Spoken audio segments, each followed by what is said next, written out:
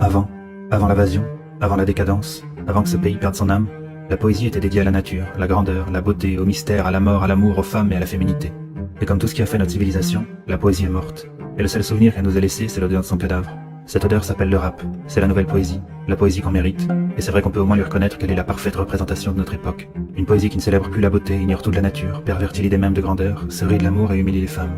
Et le rappeur n'y peut rien, même quand il essaye de parler d'autre chose, de sa souffrance, de l'injustice, de son ego, de la police, de son statut de victime, la plus haute des distinctions sociales de notre époque, de la violence qu'il impose et qui fait toute sa fierté, de sa religion de paix, d'amour et d'égorgement. Bref, quel que soit le sujet dont il parle, il faut qu'il insulte une femme, une mère, comme il cracherait par terre.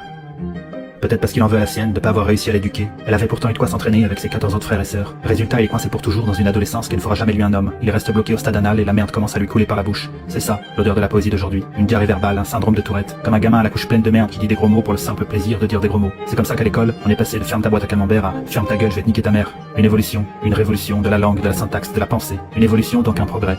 C'est la marche du monde, il ne s'arrêtera plus, il t'écrasera la gueule. Ce monde à venir, c'est un monde où les souvenirs de jeunesse seront cristallisés dans les délicats poèmes de ces victimes éternelles qui vous crachent à la gueule que les femmes sont des putes, que la France est raciste, que le crime est une vertu, qu'il faut écraser l'autre. Le tout dans une parodie maladroite de virilité qui rapproche de plus en plus le rappeur de l'enfant et l'éloigne encore un peu davantage de l'homme. Le rappeur est le grand promoteur de la médiocrité, de la paresse et de la facilité. Il n'apprend rien, ne développe aucune compétence technique et finit sa carrière aussi ignorant qu'il l'a commencé. Il est tellement habitué à être nourri par le travail des autres qu'il délègue la création de sa musique jusqu'à sa propre voix à des machines. Des machines japonaises d'ailleurs. Ce pays qui a su garder son identité en remplaçant justement l'immigration par des machines. Nous on se dit qu'on aurait bien fait la même chose.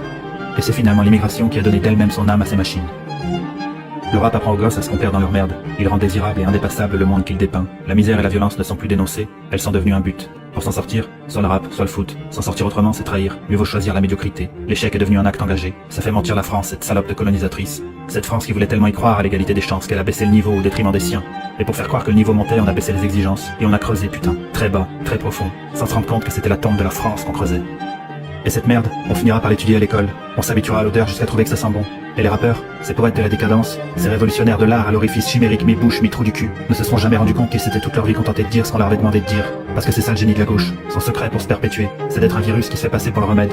Le dogme a fini par passer pour de la rébellion. Et les rappeurs, les poètes, ces êtres de pur instinct, n'auront jamais été capables de voir qu'ils accomplissaient au-delà de toutes les espérances, les fantasmes de l'élite progressiste, qui leur aura fourni, toute leur vie durant, à la fois leur souffrance et leurs rêves.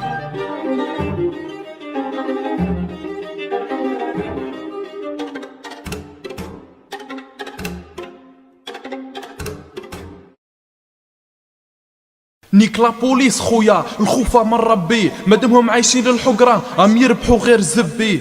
ايا سيب السامبل سيب. ايوه